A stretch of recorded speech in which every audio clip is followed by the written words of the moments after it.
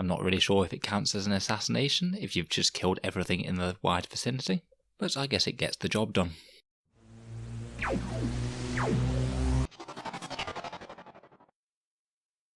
Hello and welcome back to Auspex Tactics, the strategy and tactics focused 40k channel, where we look at new ways to lead our armies to victory on the tabletops of the 41st millennium.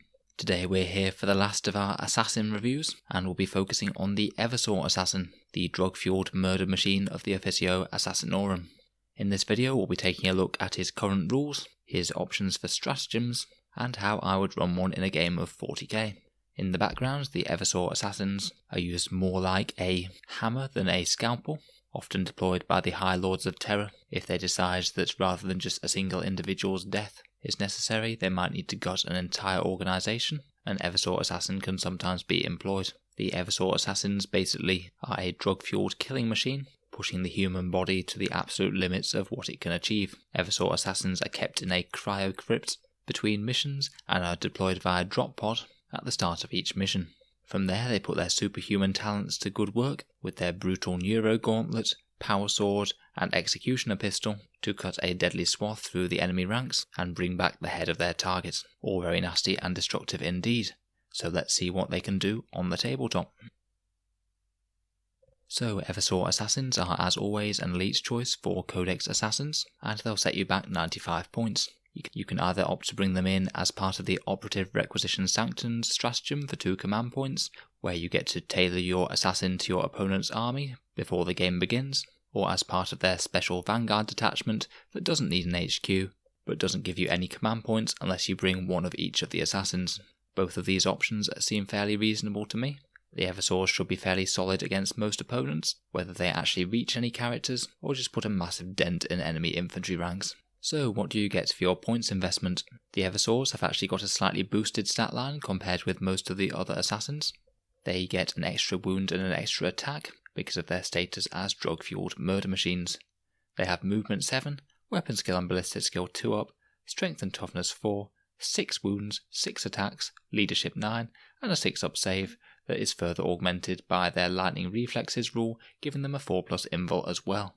They're able to get into close combat really easily because of their Friends on Drug special rule, will allow them to charge 3d6 inches, typically meaning that they will most likely make their charge after coming in 9 inches away from the enemy, and if they charge in the preceding phase, then you also add 2 to their attacks characteristics, so typically 8 attacks on the charge, if not more, as we'll see in a second. So what wargear do they have to bring to bear?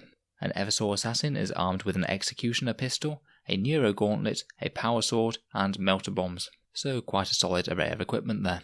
The executioner pistol is a 12-inch range pistol 4 weapon with strength 4, AP -1 and damage 1, and it can reroll wound rolls for attacks made against infantry units. This means it should typically be good for a casualty or 2 against light infantry, and it might be good for peeling off a wound or 2 against more heavily armoured foes as well. The 12-inch range means that you can fire it after he comes on from reserve, though I would be a little careful with using this because you don't really want to make your charge range much longer. If killing 1 or 2 models is going to make a big difference, it would certainly be a shame to lose out on all of those close combat attacks just because you've managed to be a little bit proficient with your executioner pistol.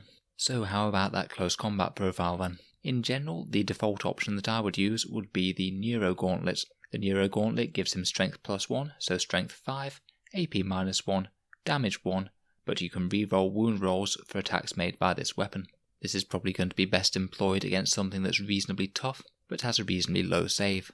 Orc boys are the prime target for this thing, though it will stack a bunch of wounds on basically anything. Against a standard toughness 4 model, those 8 attacks will give you an average of 6 wounds at AP -1 damage 1, so on average about 3 wounds against a Space Marine, or 6 wounds against Orc boys, so very nice indeed. The power sword is pretty much exactly equivalent to the damage output when you're targeting things like tactical marines. The only time when it really makes sense to use the power sword above the Neuro Gauntlet is when you're targeting a toughness 3 model with a 3 up save or better, or a toughness 4 model that has a 2 up save. Otherwise you're typically just going to be better off using that Neuro Gauntlet. +1 strength and rerolls to wounds is a very potent combo. But there is more. The Eversor assassin has a Killing Rampage special rule. This means that for every model slain by one of the Eversor assassin's attacks, he gets to make an extra attack against the same unit. Now obviously this is going to be most powerful if he is killing a lot of units, so it makes him even more deadly against those orc boys that we were talking about, but could be a little bit more deadly against more heavily armed infantry units such as say tactical marines. Because on average we kill 6 boys with our initial 8 attacks, we will on average get another 6 attacks, leading to another dead 4 or 5 orc boys, so something along the lines of 10 or 11 dead orcs overall from this one model's charge, not even accounting for his shooting. Furthermore, this guy can consolidate 6 inches rather than just 3 inches, meaning that you're going to struggle to escape him in the combat phase, and even if he butchers his targets, then that could be really useful for piling into another enemy unit, say if you manage to kill an infantry unit and then consolidate into a tank, stopping that tank from shooting in the next turn. Obviously this rule doesn't come into effect against characters, because it's models slain, not wounds inflicted, so he is a little bit better against going against whole infantry squads than he is against killing characters. Though honestly he isn't really any slouch at either. Aside from this, he has another couple of extra special rules. First, he has a sentinel array, meaning that if the enemy unit falls back, which they probably will want to do when they're in combat with this guy, he gets to make an additional attack with his executioner pistol, so he gets a little bit of free shooting every time your opponent falls back. They did do an FAQ to clarify this. Basically he can only use his pistol because the attacks are made before the enemy has moved their models, when they're still within 1 inch of him, so he can't throw his melter bomb for this. Talking of melter bombs, he has one. It's a 4-inch range grenade with a strength of 8, AP -4 and damage d6, and you can reroll wound rolls for attacks made against vehicles. Now you're not going to have an opportunity to use this when he comes in from reserve, but it's certainly quite a powerful little extra ability if he does survive his first charge and is left unengaged to charge something new. You certainly don't want to forget about this. It is a little bit situational because of its short range. I wouldn't let this distract you too much from going after his main prey, but if you can make it so he can chuck this, you're in general going to get more value out of this melter bomb shot than you would for firing your executioner pistol. So it is certainly something to use if you can manage it. Don't forget you could still fire this at a character before you charge in, potentially giving you the chance to assassinate a character before you've even got into close combat. Finally, another powerful and fun special rule is his Bio Meltdown, which is his explode sort of special rule when he dies. The rule is that for any enemy units within 6 inches of him, when he's reduced to 0 wounds, on a 4+, they take d3 mortal wounds before he's removed from the battlefield. Explodes rules are always really quite dangerous, particularly if you're planning on throwing this guy into the heart of the enemy army, which certainly isn't a bad idea. So this is a great way that he can just inflict some more mortal wounds on all the units around him. What's particularly good about this one is that it doesn't actually affect friendly units, so if he is fighting alongside other assassins or other units in your army, then this won't affect them. Presumably the Eversor assassin is capable of throwing his disintegrating body towards the enemy before it goes off. Other than this, he has the usual special rules: execution force for being able to set him up in his vanguard detachment, independent operative, which means that he can't take a warlord trait and he can come in from reserve in the normal way greater than 9 inches away from the opponent, which is a very good place to put him because of that great charge distance he has, and lightning reflexes to give him a 4+ invul save. So overall, I'd say that the Eversor assassin is a general purpose combat machine.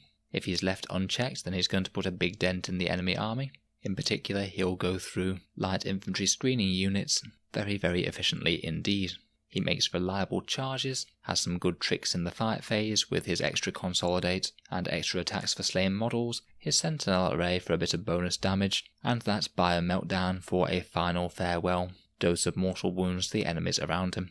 This guy has a lot of ways of causing damage, so let's take a look at his stratagems where we'll find another very powerful one.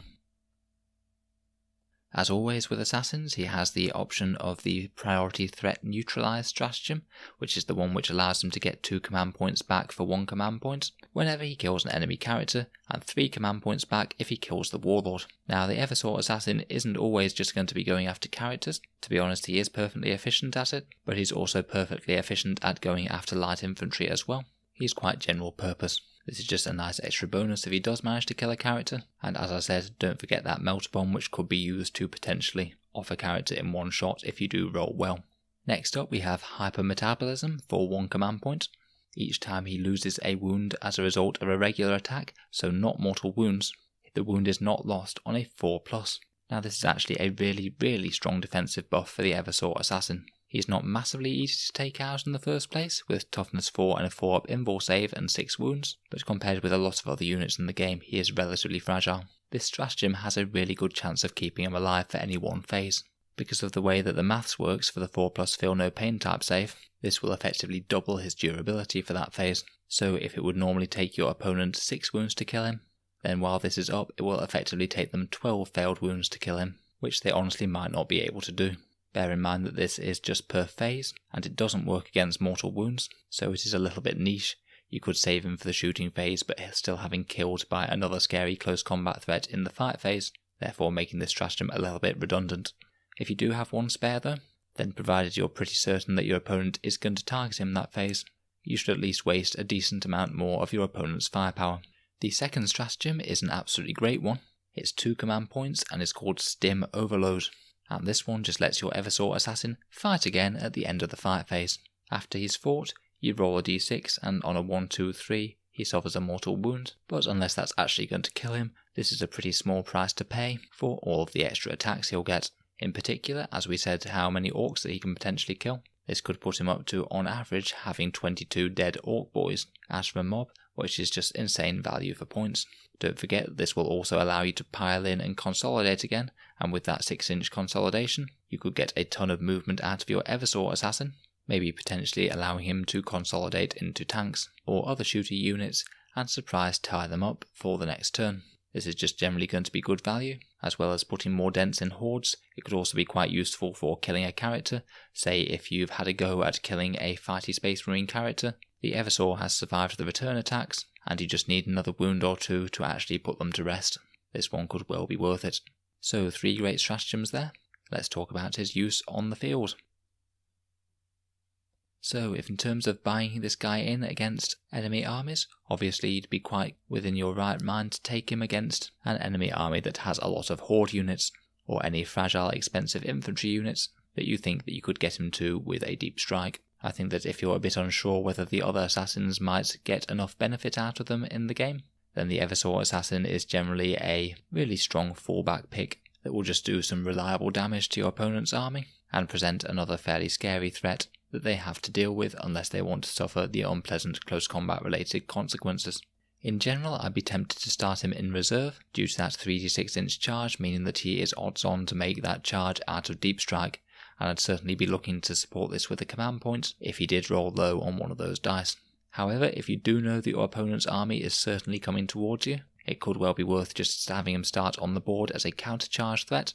We've talked about orcs a lot in this video, and orcs are another great example of this.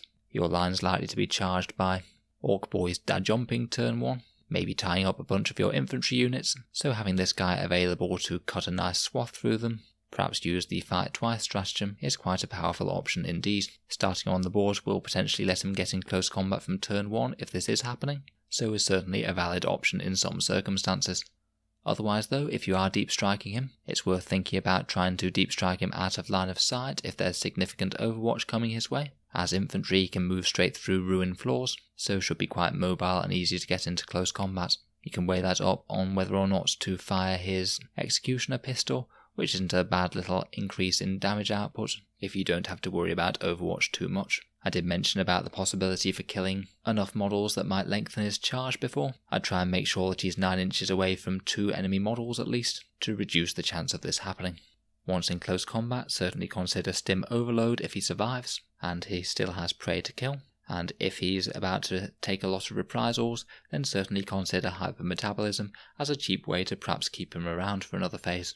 If you do get to strike again with him, look out for opportunities to use that Melter Bomb and move, shoot and assault down another enemy unit. Maybe have a think about where he finishes up, either to keep him safe from reprisals, or if this isn't possible, maybe just try and put him right in the middle of the enemy army, to give you a whole bunch of mortal wounds when he inevitably goes down. If you can, certainly consolidate into enemy gunline elements so they can't shoot the next turn, which should be a bit easier with that big consolidation distance, and sometimes could even be worth using the Stim Overload stratagem to fight again, even if he can't use his close combat attacks due to having already killed his targets.